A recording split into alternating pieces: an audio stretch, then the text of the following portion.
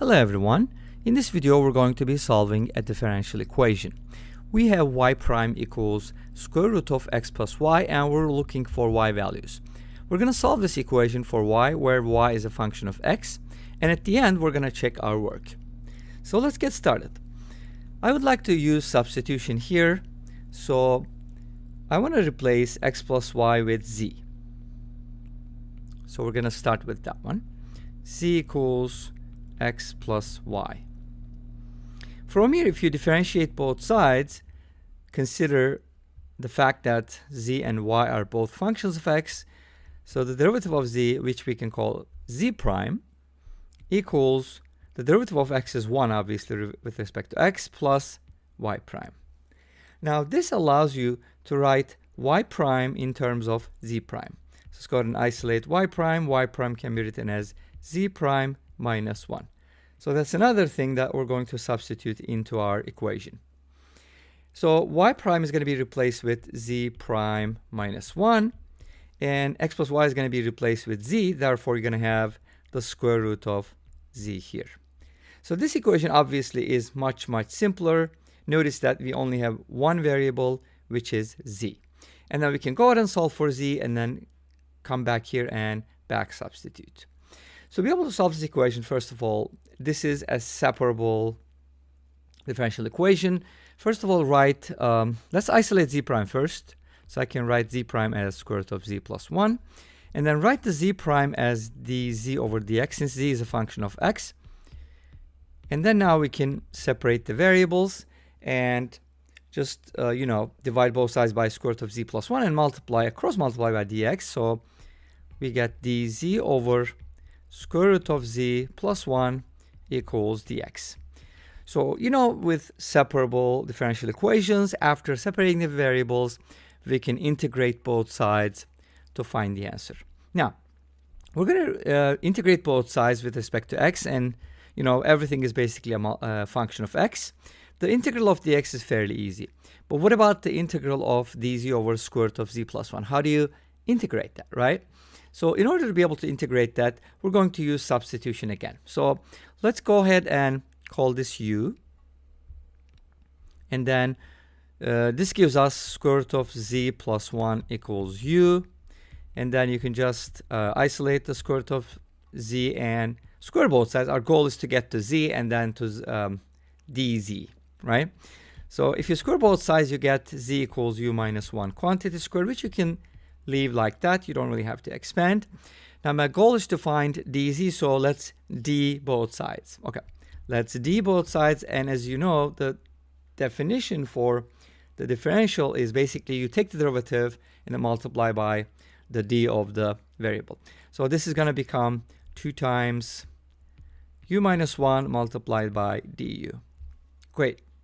Now my expression is in z, but I want to turn it into u. So let's go ahead and replace dz with this and z with that. We don't have a z, so we're just going to replace dz with that and square root of z plus 1 with u. Those are the two replacements we're going to make. And that's going to give us the following. 2 times, which I can write as 2u minus 2. 2u, if it's your birthday, happy birthday to you. All right, we're going to divide it by square root of z plus 1, which is u.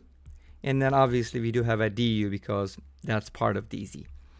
Great. Obviously, I know that this is equal to dx, so I can go ahead and set it equal to the integral of dx, which is x, by the way, or x plus c. I'm going to take care of the constant at the very end. Now let's go ahead and separate these two things. Obviously, when you separate them or split them apart like this, integration is going to be much easier.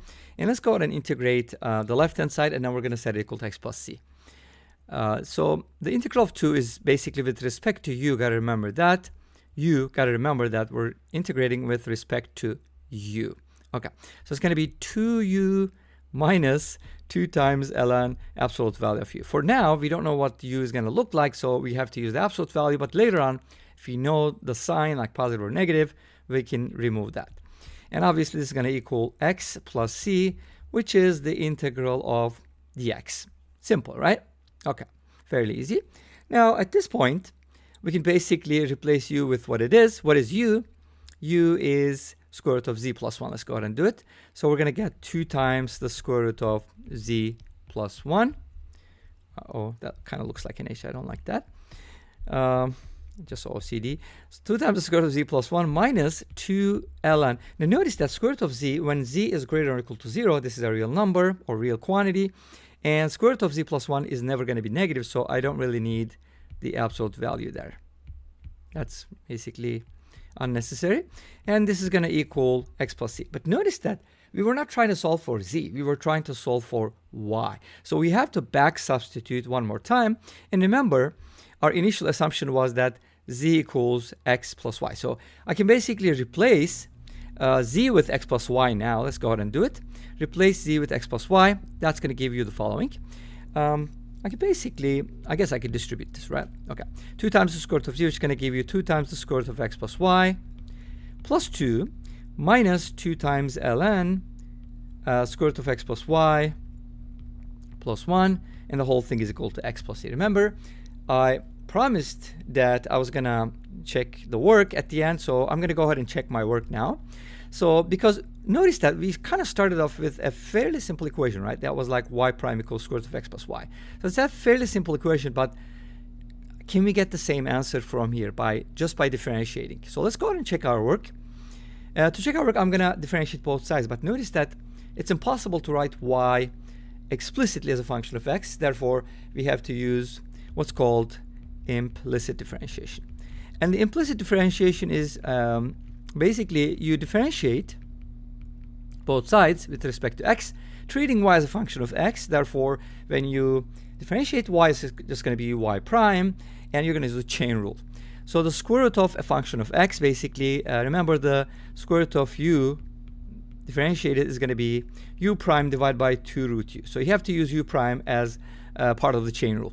So this is going to become like 2 times u prime is going to be 1 plus y prime, the derivative of the inside divided by 2 times the same thing. So it's just going to be like that, and obviously 2 is going to cancel out, right? Okay, great. And then what am I going to do next? Plus 2, that's just going to cancel out when you differentiate, minus 2 times. Now how do you differentiate ln u? Ln u prime, this is going to be u prime over u. That's another rule for derivatives. So we have the ln of something. So we're going to write the u prime on top, which is 1 over 2 times the square root of x plus y. And obviously the derivative of 1 is 0, so I don't have to worry about it, divided by the function itself, which is the square root of x plus y plus 1. Awesome. And this is equal to the derivative of x, which is 1. Sweet. So let's go ahead and simplify this a little bit. 1 plus y prime divided by the square root of x plus y. And then this needs to be subtracted. Okay, the 2's are also going to cancel out here. Notice that 2 is multiplied by the, what's it called, the numerator. So we can kind of write this as minus 1 over square root of x plus y multiplied by the square root of x plus y plus 1. Okay.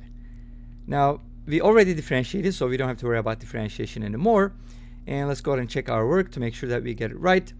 So 2 times, there was a 2 there, which came from here. Awesome. And then it just canceled out with the other 2.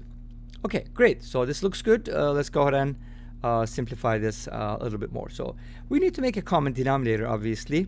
And to make a common denominator, and I think we forgot something here. U prime should include, yes, exactly. I should actually use the same thing here. So it's supposed to be 1 plus y prime, not just 1.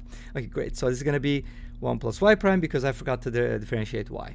Great. Now we have a common numerator, but that doesn't help.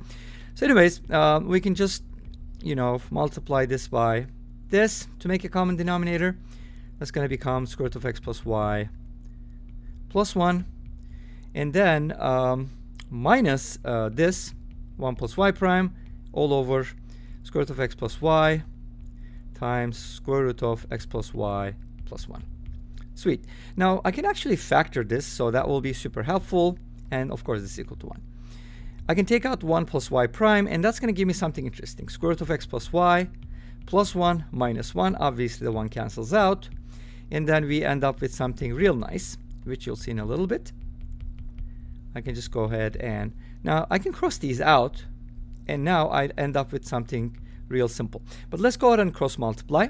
This gives us 1 plus y prime is 1 times the denominator, which is the square root of x plus y plus 1. And finally, the 1's cancel out, and we end up with what? Y prime equals square root of x plus y, which is basically the equation that we started with. And this brings us to the end of this video. Well, thank you for watching. I hope you enjoyed it. Please let me know. Don't forget to comment, like, and subscribe. I'll see you tomorrow with another video. Until then, be safe, take care, and bye-bye.